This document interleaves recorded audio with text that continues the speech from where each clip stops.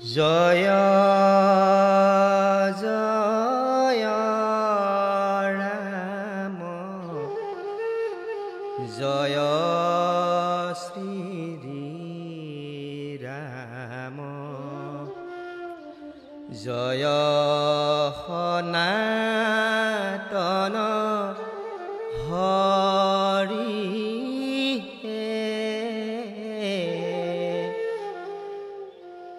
জয় জয় ৰাম জয় শ্ৰী ৰাম জয় সনাতন হৰি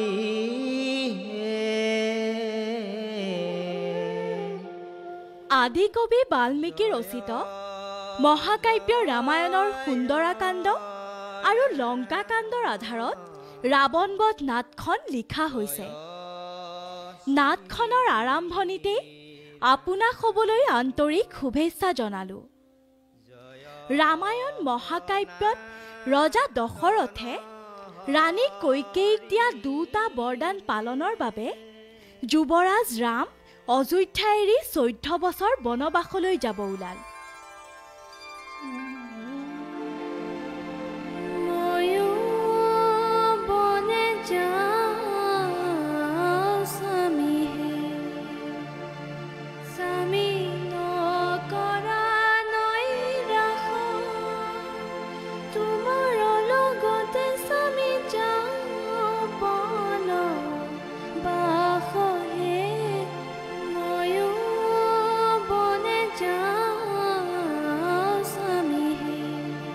অযোধ্যা নগৰী শোকাভিভূত হৈ পৰিল। কিন্তু ৰাম পিতৃ আজ্ঞা পালনৰ অৰ্থে বনবাসলৈ গ'ল। লগত একান্ত ভাতৃভক্তি থকা লক্ষ্মণ আৰু পত্নী সীতাও গ'ল বনবাসলৈ।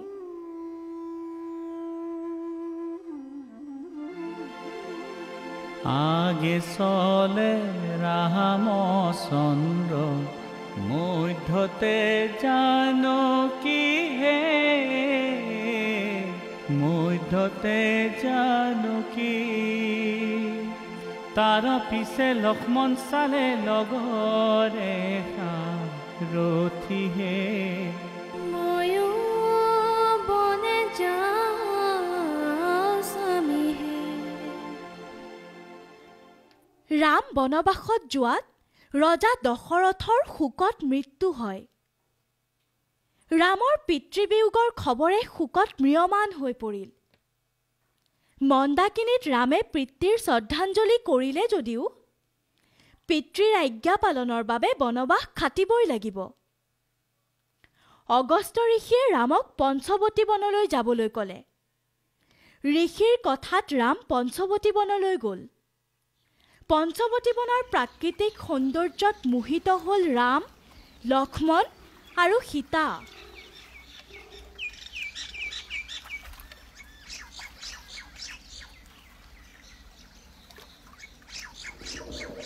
হে স্বামী দেৱতা, এনে সুন্দৰ প্ৰাকৃতিক দৃশ্য মই যে কেতিয়াও দেখা নাই। তুমি ঠিকেই কৈছা। প্ৰকৃতিৰ কি অপৰূপ দৃশ্য। চৰাই চিৰিকটিও প্ৰকৃতিৰ সুবাস লৈ আত্মহাৰা হৈ পৰিছে। চাৰিওদিশ প্ৰকৃতিৰ প্ৰেমত বলীয়া হৈ পৰিছে। লক্ষ্মণ, দাদা, ভ্ৰাতা লক্ষ্মণ, তুমি খন্তেকতে প্ৰকৃতিৰ সৌন্দৰ্যৰ লগত মিলাকৈ ইমান ধুনীয়া কুটিৰ বনালা। প্ৰকৃতিৰ এনে মনোমোহা দৃশ্যত কোনে সুন্দৰ যুৱক? মন্মথ নে ইন্দ্ৰ নে শিৱ নে বিষ্ণু নিজে? কিন্তু মন্মথতো কোনো শৰীৰ নাই। ইন্দ্ৰ হোৱা হলে সহস্ৰ লোচন থাকিলহেঁতেন, শিৱ হোৱা হলে কপালত থাকিলহেঁতেন তৃতীয় নয়ন, আৰু বিষ্ণুতো চতুৰ্ভুজ। গতিকে ঐ ইন্দ্ৰ, শিৱ বা বিষ্ণু নহয়, কেনে সুন্দৰ যুৱক। শূৰ্পণখা, তোৰ ভাগ্য খুলি গ'ল। মই সুন্দৰ নাৰী ধাৰণ কৰি ৰামক বশ কৰিম।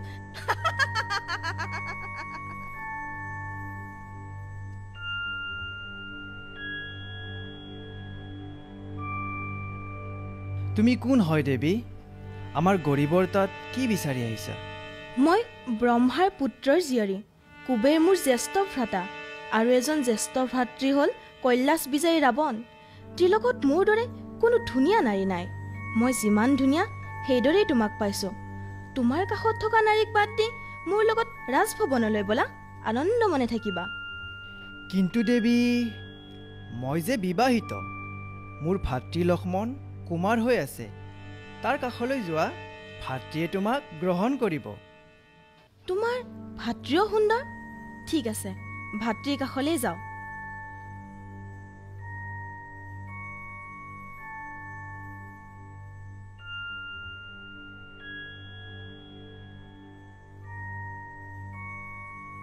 হে দেৱ, তুমিও সুন্দৰ যুৱক। এই বনত থাকি তোমাৰ সৌন্দৰ্য বিনষ্ট কৰিছা। মই তোমাক পতি হিচাপে ল'ব খোজোঁ। ব'লা, আমি গন্ধৰ্ব বিবাহ পাতি ৰাজহাউলিত সুখে সন্তোষে থাকোঁ। মইতো ৰামৰ সেৱক হয়, মই কেনেকৈ বিয়া পাতিম? দাদা ৰামেহে কৰিব পাৰিব। তুমিতো মহাৰাণীৰ বাবে যোগ্য। মোৰ লগত বিয়া পাতি তোমাৰ একো লাভ নহ'ব। তোমালোক দুই ভাইয়ে মোক উপহাস কৰিছা। সুন্দৰতাৰ ফালৰ পৰা কি ৰূপ কম আছে মোৰ? অঁ, তোমাৰ এক ৰূপ কম আছে। মোৰ কাষলৈ আহা, তাক পূৰণ কৰোঁ।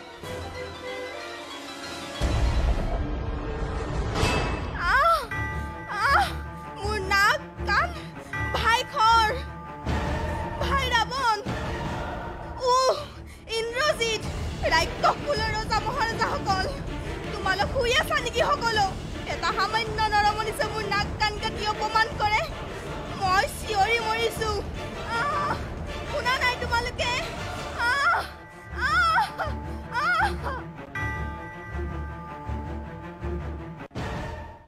শূৰ্পণখাৰ নাক কাণ কটাত চিঞৰি চিঞৰি কান্দি খৰ আৰু দুঃশাসনৰ তালৈ গ'ল। মায়াবী ৰাক্ষসবোৰৰ ৰামৰ লগত যুদ্ধ লাগিল। 1400 ৰাক্ষস নিধন হ'ল। ৰাক্ষসৰ মৃত্যুত পঞ্চৱতী বনত থকা ঋষিসকলে শান্তি পালে।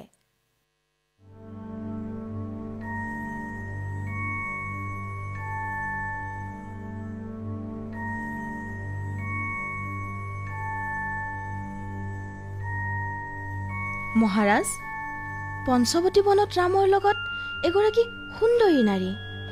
এনে নাৰী বনত থকাতকে লংকাতহে থকা প্ৰয়োজন।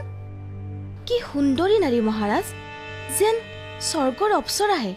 এনে নাৰী মই দেখাই নাই মহাৰাজ। কিবা এটা কৰিবই লাগিব। প্ৰহৰী, মাৰিছক মাতা।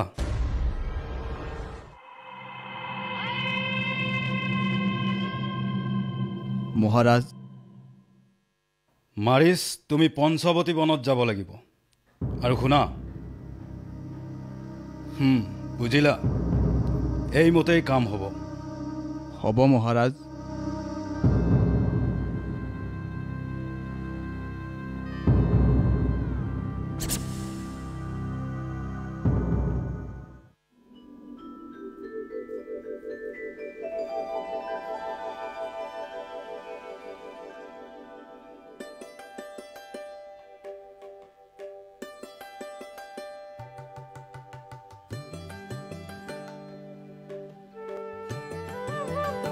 স্বামী, চাওকচোন, ইমান ধুনীয়া সোণালী হৰিণা। এই হৰিণাটো মোক ধৰি দিয়ক। ইয়াক আমি আশ্ৰমত ৰাখি পুহিম।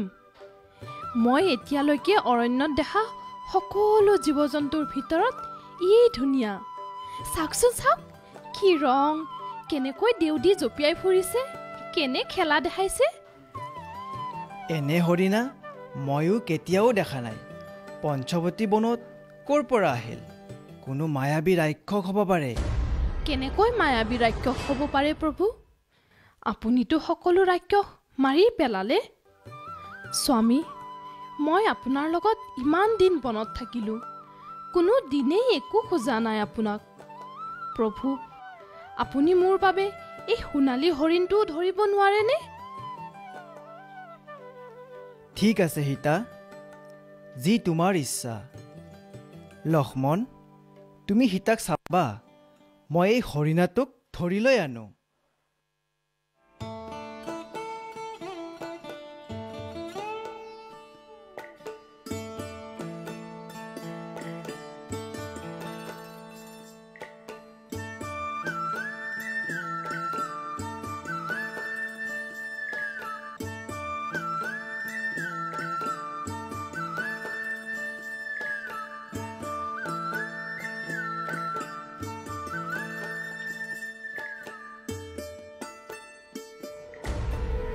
লক্ষ্মণ মোক বচোৱা লক্ষ্মণ মোক বচোৱা লক্ষ্মণ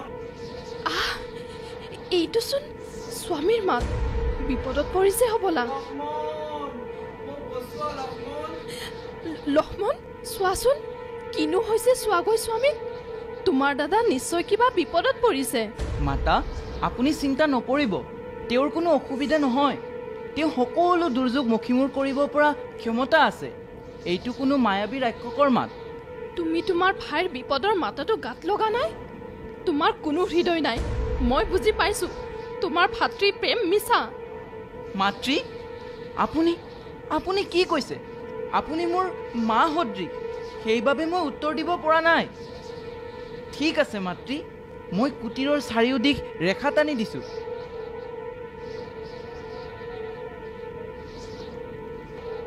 এই ৰেখা পাৰ হৈ আহিলেই বিপদ হ'ব সীতাৰ বচন শুনি অতি দুখ মন তিনি সত্য ৰেখা টানি চলি গৈলা লক্ষ্মণ হৰিহে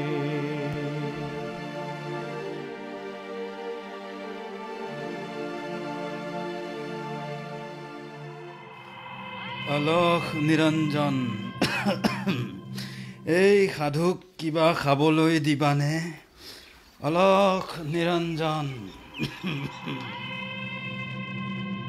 ঋষিবৰ মই এইমাত্ৰ আনিছোঁ এই সুযোগ মই ভিতৰত গৈ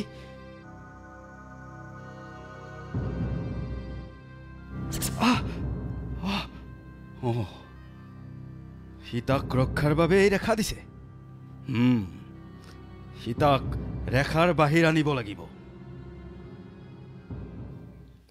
এই লোক ঋষিবৰ ইমান দূৰৰ পৰা ভিক্ষা দি মোক অপমান কৰিছা ক্ষমা কৰিব মহাৰাজ মই এই ৰেখা পাৰ হ'ব নোৱাৰোঁ মই এইদৰে ভিক্ষা নলওঁ যদি তুমি ৰেখাৰ বাহিৰ হৈ আহি ভিক্ষা নিদিয়া থৈ দিয়া সাধুক খালী হাতে পঠাই পাপত ডুবিবাই অলখ নিৰঞ্জন কিন্তু ঠিক আছে মই আহিছোঁ ঋষিবৰ মই এই ৰেখা পাৰ হৈ আহিছোঁ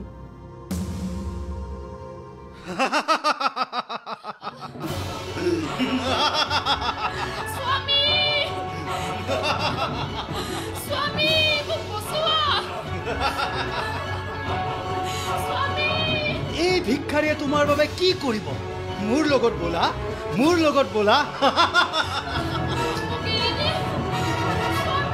ৰাজভৱনত ৰাণী হৈ থাকিবা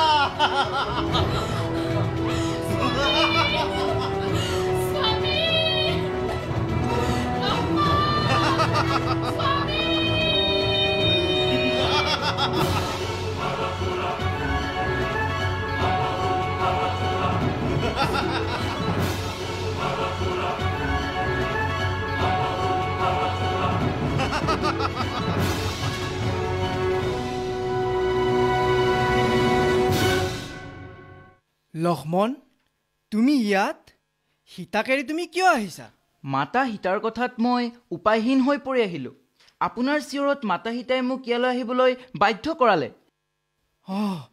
এইটো মায়াবী ৰাক্ষস মাৰিছৰ চিঞৰ সীতা চাগে বিপদত পৰিছে বলা আমি সীতাৰ ওচৰলৈ যাওঁ বলক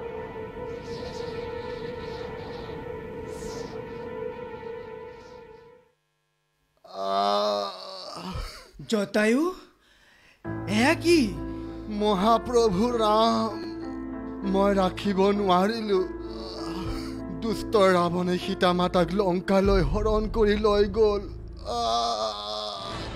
মই যে নোৱাৰিলোঁ কি মাতা সীতা ৰক্ষা কৰিব দক্ষিণ ফালে লৈ গৈছে সীতা মাতাক প্ৰভু জটায়ু সেয়া কি হ'ল জটায়ু কি হ'ল ৰামে জটায়ুৰ আত্মাৰ সংস্কাৰ কৰি ৰাম আৰু লক্ষ্মণ আগবাঢ়িল বাটত ৰাক্ষস কামবন্ধক হত্যা কৰাৰ পিছত ৰাম সুগ্ৰীৱৰ লগত লগ হ'ল। এইদৰে দিনবোৰ পাৰ হ'ল। সীতাৰ অবিহনে ৰামে দুখেৰে দিন কটাবলৈ ধৰিলে। এফালে ৰাৱণে সীতাক লংকাৰ অশোক বাটিকাত বনত ৰাখিলে। ৰাৱণে সীতাক ৰাণী কৰিবৰ বাবে বহুবাৰ চেষ্টা কৰিও বিফল হ'ল।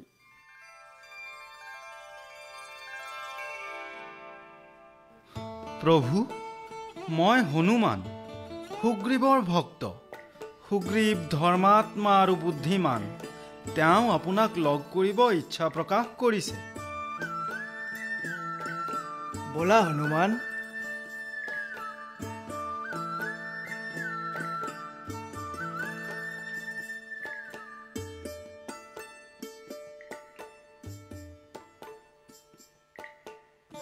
প্ৰণাম প্ৰভু। সুগ্ৰীৱ,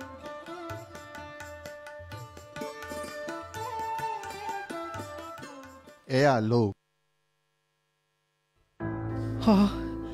এইবোৰ সীতাৰ অলংকাৰ। সেইবোৰ কি হ'ল সীতা? মই আপোনাৰ মনৰ কথা বুজি পাইছোঁ। মোৰ ভাই বালিয়ে মোৰ পত্নী ৰুমাকো হৰণ কৰি লৈ গৈছে। আপুনি মোৰ ৰুমাক উদ্ধাৰ কৰক প্ৰভু। মই আপোনাৰ কৃতজ্ঞ হ'ম। ৰামে বালিৰ লগত যুদ্ধ কৰি সুগ্ৰীৱৰ পত্নীক উদ্ধাৰ কৰিলে। বালিক নিধন কৰি সুগ্ৰীৱক ৰাজসিংহাসনো গতালে। ৰামে হনুমানক ৰামৰ আঙুঠিটো দি সীতাৰ কাষলৈ পঠিয়ালে। হনুমান ৰামৰ কথাত লংকালৈ যাব ওলাল। বান্দৰসকল চিন্তিত হ'ল। লংকা পাৰ হ'বলৈ বিশাল সমুদ্ৰ পাৰ হ'ব লাগে। হনুমানে সমুদ্ৰৰ ওপৰেৰে যাওঁতে নাগকন্যাই ভেটা দি ধৰিলে। হনুমানৰ শক্তি দেখি সেৱা জনাই লংকালৈ যোৱাৰ পথ দেখালে। হনুমানে লংকা পোৱাৰ লগে লগেই লংকাৰ ৰক্ষক লংকিনীৰ লগত সাক্ষাৎ হ'ল। হনুমান আৰু লংকিনীৰ যুদ্ধ হ'ল। হনুমানৰ লগত লংকিনীৰ পৰাজয় হ'ল। লংকিনীয়ে হনুমানক লংকালৈ যাবলৈ পথ এৰি দিলে। হনুমানে অশোক বাটিকালৈ গ'ল।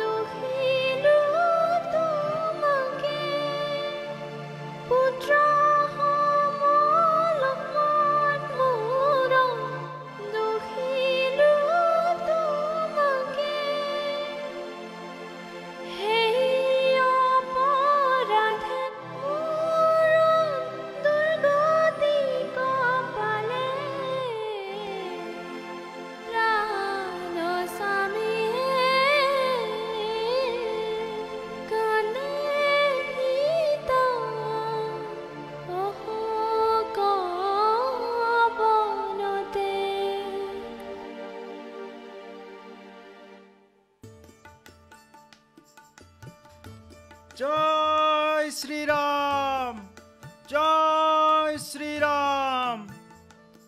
মাতা, মই ভগৱান ৰামৰ কাষৰ পৰা আহিছোঁ। মই কেনেকৈ বিশ্বাস কৰোঁ তুমি মায়াবী হৈ মোৰ ওচৰত আহিব পাৰা? তুমিতো ৰাক্ষসো হ'ব পাৰা। মোক ভগৱান ৰামে চিন হিচাপে এই আঙুঠিটো দিছে।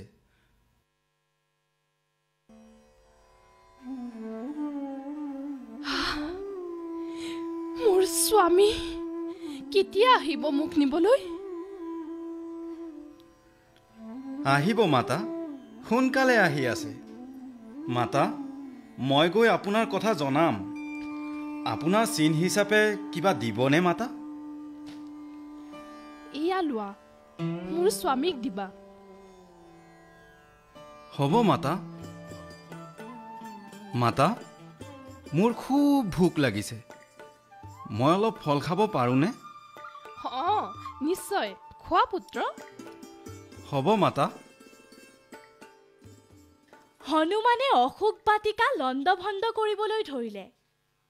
ৰাৱণৰ সৈন্যই হনুমানৰ কথা বিৱৰি কওঁতে ৰাৱণে ইন্দ্ৰজিৎ আৰু মেঘনাদক পঠালে হনুমানক ধৰিবলৈ। ইন্দ্ৰজিৎ আৰু মেঘনাদে হনুমানৰ লগত যুদ্ধ কৰি ভাগৰি পৰিল। শেষত ইন্দ্ৰজিতে ব্ৰহ্মাস্ত্ৰ নিক্ষেপ কৰিলে। হনুমানে ব্ৰহ্মাৰ প্ৰতি সন্মান জনাই বান্ধ দিব দিলে। হনুমানক ৰাৱণৰ ৰাজদৰবাৰলৈ আনিলে।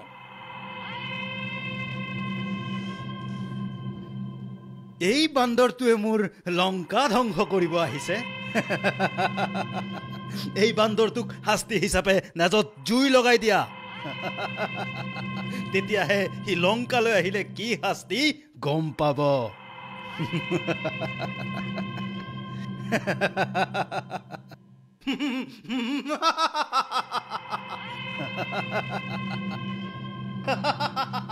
ৰাৱণ, মই ৰামৰ ভক্ত হনুমান, সৰ্বশক্তিমান। তোৰ অহংকাৰ চূৰ্ণ হ'ব অতি সোনকালে। জয় শ্ৰীৰাম, জয় শ্ৰীৰাম, জয় শ্ৰীৰাম, জয় শ্ৰীৰাম, জয় শ্ৰীৰাম, জয় শ্ৰীৰাম, জয় শ্ৰীৰাম, জয় শ্ৰীৰাম।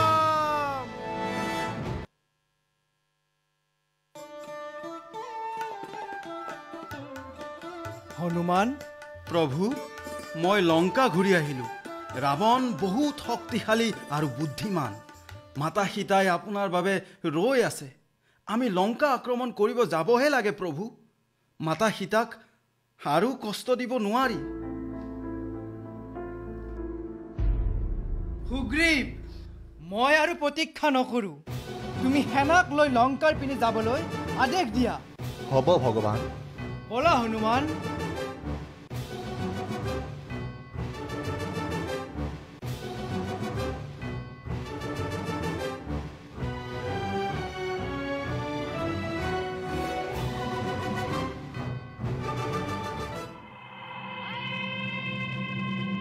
দুই সামান্য বালকে লংকা আক্ৰমণ কৰিব আহিছে। ৰাৱণৰ লগত যুদ্ধ কৰা ইমান সহজ? আপুনি তেনেকৈ নকব মহাৰাজ। এটা বান্দৰে কেনেকৈ লংকাত উৎপাত কৰিলে। ৰাম লক্ষ্মণৰ লগত যথেষ্ট সৈন্য আছে। আমি সাজু হোৱা ভাল মহাৰাজ, নহ'লে। বিভীষণ, তুমি ৰামৰ ফলীয়া হৈ কৈছা। যুদ্ধত কোনেও হৰুৱাব নোৱাৰিব এই প্ৰতাপী ৰাৱণক। মহাৰাজ, সীতাক ৰামৰ ওচৰলৈ যাবলৈ দিয়ক। আপুনি ৰামক ক্ষমা খুজক আৰু লংকা বচাওক। কি? এই শিশুক মই ক্ষমা খুজিম? তুমি কি কৈছা? তুমি মোৰ খাইছা আৰু বেলেগৰ গুণ গাব ধৰিছা? মোৰ কাষৰ পৰা যোৱা। এই লংকা এৰি গুচি যোৱা। ৰামৰ হৈ কথা ক'ব আহে। যাৰ গুণ গাইছা তাৰ কাষত যোৱা। ক্ষমা খুজিলে একো নহয় মহাৰাজ। লংকাৰ সকলো শান্তিত থাকে। লংকা বচাওক মহাৰাজ। কি? মই ক্ষমা খুজিম? ঐ, যা ইয়াৰ পৰা। মোৰ ওচৰত মোৰ গুণ গাব এৰি শত্ৰুৰ গুণ গাব আহে। বিভীষণ ৰামৰ কাষলৈ আহিল। ৰামেও বিভীষণক আঁকোৱালি ল'লে। ৰামে বিভীষণক লংকাৰ ৰাজসিংহাসন গতাম বুলিও ক'লে। ৰাৱণৰ দৰে অহংকাৰী ব্যভিচাৰীক ধ্বংস কৰিবই লাগিব। লংকাৰ শান্তি আনিবই লাগিব। এফালে ৰাম লংকা পাবলৈ কেনেকৈ বিশাল সমুদ্ৰ পাৰ হ'ব চিন্তিত হ'ল। সমুদ্ৰ সেতু বান্ধিবৰ সম্ভৱ নহয়। ৰামে সমুদ্ৰৰ পানী শুকাই দিব পাৰে যদিও সাগৰক সন্মান কৰিয়েই 3 দিন 3 ৰাতি লঘোণে থাকি ধ্যান কৰিলে। কিন্তু সাগৰে ৰামক কোনো সঁহাৰি নিদিলে। ৰাম ক্ষোভিত হ'ল। মই আজি 3 দিন এইদৰে সন্মান সহকাৰে ধ্যান কৰিছোঁ, তথাপি তাৰ প্ৰতি কোনো গুৰুত্ব নাই। সেইটো কেনে কথা? তেনেহ'লে মোৰ পথ লওঁ। প্ৰভু, লংকালৈ যাবলৈ আপুনি সেতু বান্ধক। আপোনাৰ লগত নল নামৰ এটি বান্দৰ আছে। সমুদ্ৰত যি পেলাব ডুবি নাযায়। আপুনি নলৰ জৰিয়তেই সেতু বান্ধি লংকালৈ যাওক ভগৱান ৰাম। ৰামেও সাগৰৰ কথামতেই সমুদ্ৰত সেতু বান্ধিলে। ৰামে লংকাত যুদ্ধ কৰিব বুলি জানি ৰাৱণৰ আত্মীয় ককা দেউতাকে ৰামক ক্ষমা খুজিবলৈ পৰামৰ্শ দিলে। ৰাৱণে তাক কোনো ভ্ৰক্ষেপ নকৰিলে। ৰাৱণৰ অহংকাৰ মনোভাৱৰ বাবে কাৰো কথা শুনাৰ ইচ্ছা প্ৰকাশ নকৰিলে। ৰামেও যুদ্ধৰ বাবে প্ৰস্তুতি চলালে। জাম্বুবানেও লংকা ধ্বংস নহ'বলৈ ৰামক ৰাৱণৰ লগত সন্ধি কৰিবলৈ অনুৰোধ কৰিলে। ৰামে অংগদক ৰাৱণৰ কাষলৈ পঠিয়ালে। মহাৰাজ ৰাৱণ, বান্দৰ, তোৰ ইমান সাহস? তই লংকালৈ আহিছ? কোন তই? জয় শ্ৰীৰাম। মই ৰামৰ সেৱক দূত হয়। মই সন্ধিৰ বাবে আহিছোঁ। ৰামৰ লগত মিত্ৰতা স্বীকাৰ কৰক। আপোনাৰ পৰিয়াল ৰাজ্যবাসী শান্তিত থাকিব। ধ্বংসমুখী নকৰিব। এইটোহে আপোনাৰ বাবে মংগল। তই স্বামী ভক্ত দূত। ৰামৰ তাত কোনো শক্তিশালী নেতা নাই। মই কাৰ বাবে ভয় খাওঁ? মোৰ দৰে শক্তিশালী কোনো নাই। এইবোৰ কৈ লাভ নাই। ৰাজ্যৰ মংগলৰ বাবে আপুনি সন্ধি কৰক। মূৰ্খ, মোৰ শক্তি নাজানো? জানো, বালিৰ বাবে পাতাল গৈছিল। শিশু কেইজনমানে বান্ধি ৰাখিছিল যে বালিয়ে দয়া কৰি শিশুৰ হাতৰ পৰা উদ্ধাৰ কৰিছিল। কিমান লাজৰ কথা। সৈন্য, এই বান্দৰক বান্ধি ৰাখা। দূতক বান্ধি তুমি বীৰত্ব ৰাখিব খুজিছা? কেনে ৰজা তুমি? তুমিতো এক ভয়াতুৰ শ্ৰেণীৰ ৰজা। যদি পাৰা মোৰ ভৰিখন লৰচৰ কৰি দেখুৱাচোন। ৰাৱণৰ আদেশত সৈন্যসকলে ভৰিখন লৰচৰ কৰিবলৈ খুজিলে। কোনো সৈন্যই নোৱাৰাৰ বাবে ৰাৱণে নিজেই গ'ল অংগদৰ ভৰিখন লৰচৰ কৰিবলৈ। মূৰ্খ, মোৰ ভৰিত ধৰি কি হ'ব? মইতো ৰামৰ সেৱক দূত। শ্ৰীৰামৰ ভৰিত ধৰা, উদ্ধাৰ হবা। মোৰ ভৰিত পৰি তুমি উদ্ধাৰ নহবা।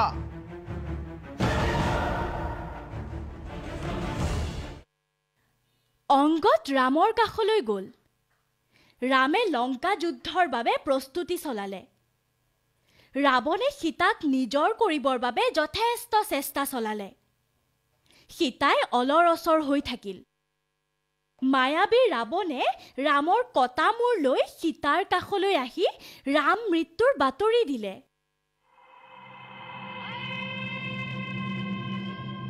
সীতা, ৰাম যুদ্ধত পৰাস্ত হ'ল। তুমি আৰু ৰামৰ কাৰণে চিন্তা কৰিব নালাগে। ৰামৰ মৃত্যু হ'ল। এয়া চোৱা, যদি তুমি বিশ্বাস নকৰা, তুমি চালেই গম পাবা। স্বামী, এয়া কি? মোক নিথৰুৱা কৰি তুমি গুচি গলা? এয়া কেনেকৈ সম্ভৱ? মোৰ স্বামী এইদৰে গুচি যাব নোৱাৰে। হে স্বামী,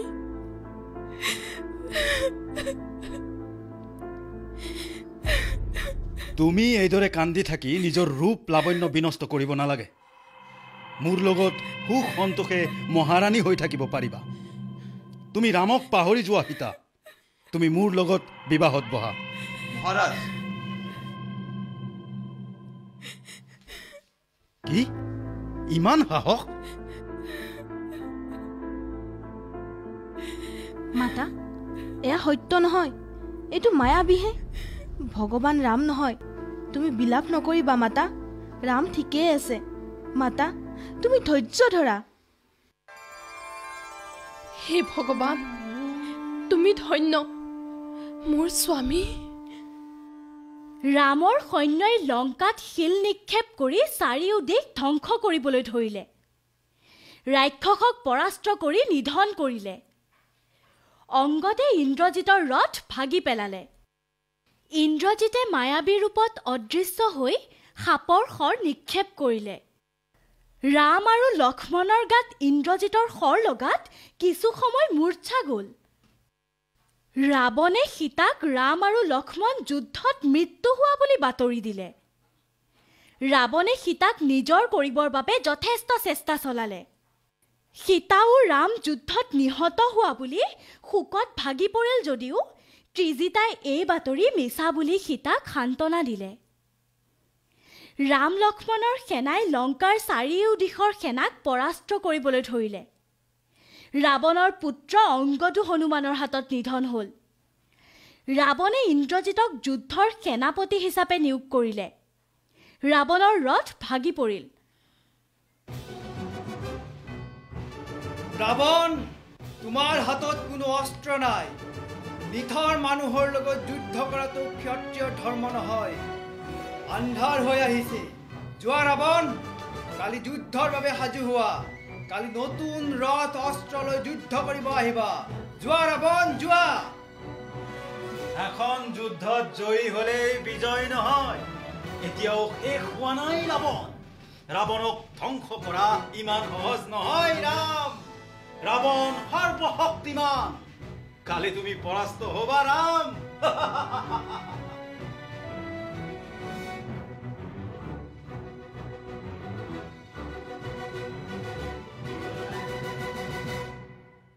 কুম্ভকৰ্ণই চাৰিওদিশে বান্দৰ সেনাক পৰাস্ত কৰিলে। কুম্ভকৰ্ণই গজ ভাঙি ৰামক আক্ৰমণ কৰিবলৈ খুজিলে। ৰামে কুম্ভকৰ্ণৰ সোঁহাতখন ধনুকাৰ দি কাটি পেলালে। তথাপি কুম্ভকৰ্ণই যুদ্ধ কৰি থাকিল। ৰামে বাওঁ হাতখনো কাটি পেলালে কুম্ভকৰ্ণৰ। তথাপি যুদ্ধ কৰি থাকিল। উপায়হীন হৈ ৰামে ভৰি দুখনৰ লগতে কুম্ভকৰ্ণৰ মূৰটোও কাটি পেলালে। কুম্ভকৰ্ণৰ মৃত্যুত ৰাৱণ চিন্তিত হৈ পৰিল। ইন্দ্ৰজিতে ৰাৱণক সাহস দিলে। ইন্দ্ৰজিতে যুদ্ধৰ বাবে প্ৰস্তুতি চলালে। যুদ্ধত ইন্দ্ৰজিতৰ ধনুকাৰত লক্ষ্মণ মূৰ্ছা গ'ল। লক্ষ্মণ, তোমাৰ কি হ'ল? হে লক্ষ্মণ, তুমি চকু মেলি চোৱা লক্ষ্মণ। যদি তোমাৰ কিবা এটা হয়, মই কেনেকৈ থাকিম? মই মাতা সুমিত্ৰাক কেনেকৈ মুখ দেখুৱাম? হে লক্ষ্মণ, উঠা। হে বেদৰাজ, লক্ষ্মণক বচোৱা বেদৰাজ, কিবা এটা কৰা। চিন্তা নকৰিব প্ৰভু। হিমালয় পৰ্বতত দ্ৰোণাচাৰী পাহাৰ আছে। তাৰ সঞ্জীৱনী বটিৰেই লক্ষ্মণ ভাল হ'ব। কিন্তু কেনেকৈ আনিব পৰা যাব? এই বৰি হনুমানে আনিব পাৰিব। হনুমানৰ সকলো দিশে পৰাভূত কৰিব পৰা ক্ষমতা আছে। হনুমান? হ'ব প্ৰভু, মই এতিয়াই লৈ আহিম। যোৱা হনুমান, যোৱা। হনুমানে হিমালয় পৰ্বতৰ দ্ৰোণাচাৰী পাহাৰলৈ গ'ল যদিও হনুমানে বেদৰাজে কোৱা বটিৰ নাম পাহৰি গ'ল। উপায়হীন হৈ দ্ৰোণাচাৰী পাহাৰখন হাতত উঠাই আনিলে। বেদৰাজে সঞ্জীৱনী বটিৰে লক্ষ্মণক সুস্থ কৰি তুলিলে।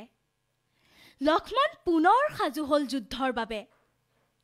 লক্ষ্মণে ৰামক স্মৰণ কৰি ইন্দ্ৰহস্ত কাৰ নিক্ষেপ কৰি ইন্দ্ৰজিতৰ মূৰ কাটি পেলালে। ৰাৱণ চিন্তিত হৈ পৰিল। মোৰ বংশ ধ্বংস হৈ গ'ল। ইয়াৰ কাৰণ সীতা।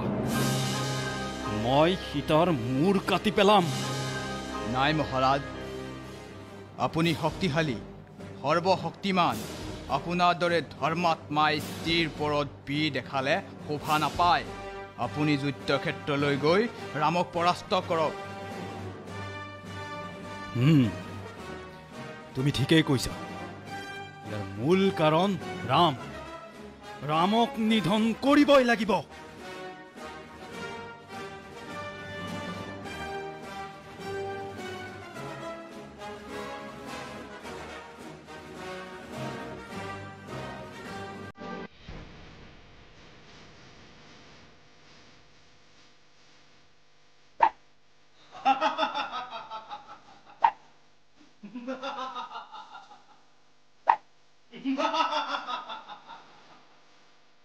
কি আচৰিত! ৰাৱণ নিধন নহয়।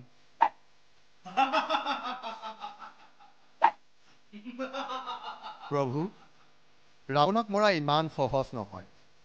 নাভিত সঞ্জীৱনী এৰি লুকাই আছে। আপুনি ৰাৱণৰ নাভিত খৰ নিক্ষেপ কৰিব লাগিব, তেতিয়াহে ৰাৱণ নিধন হ'ব। অন্তিম সময় সমাগত, আৰু পলম নকৰিবা, ব্ৰহ্মাস্ত্ৰ নিক্ষেপ কৰা। এনেহ'লে তাকেই হ'ব।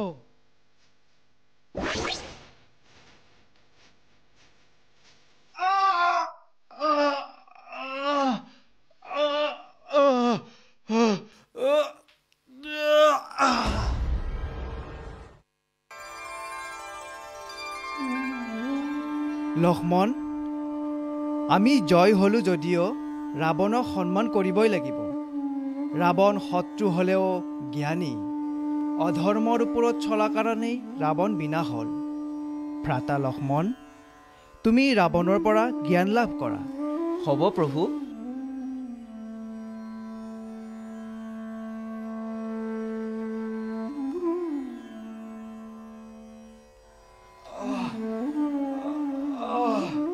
হে গুণীজ্ঞানী ৰাৱণ,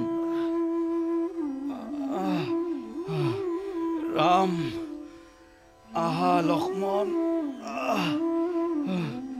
লক্ষ্মণ, তুমি ভাবিছা ৰাম বিজয় হ'ল,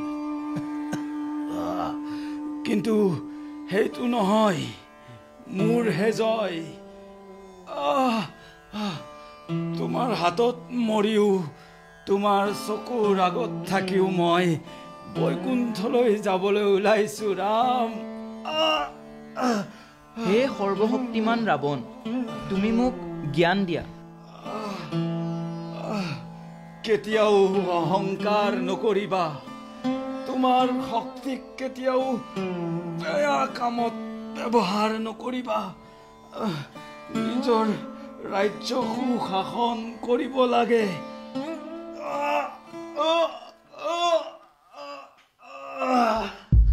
দাদা ৰাৱণ,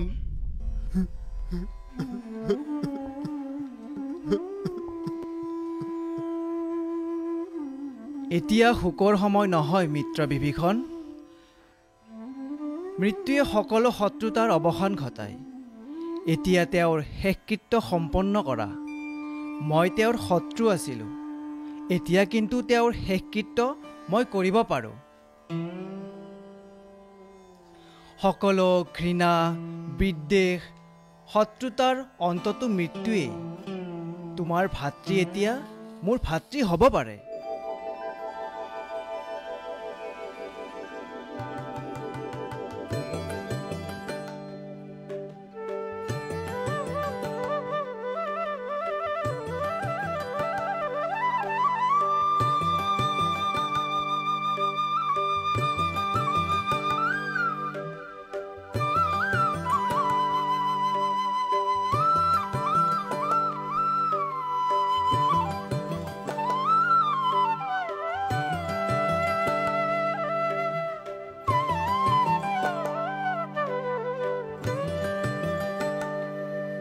ৰাৱণৰ মৃত্যু হোৱাত ৰামে বিভীষণক ৰাজসিংহাসন গতালে। লংকাবাসীয়ে শান্তি পালে, সকলোৱে সুখ সন্তোষ পালে। ৰাম আৰু সীতাৰ পুনৰ মিলন হ'ল। ৰামে সীতাক উদ্ধাৰ কৰি লংকা এৰিবলৈ ওলাল। লংকাবাসীয়ে ৰামক জয়ধ্বনিৰে সেৱা জনালে। স্বৰ্গৰ পৰা পুষ্পবৃষ্টি পৰিল। ৰাম অযোধ্যালৈ যাবলৈ ধৰিলে।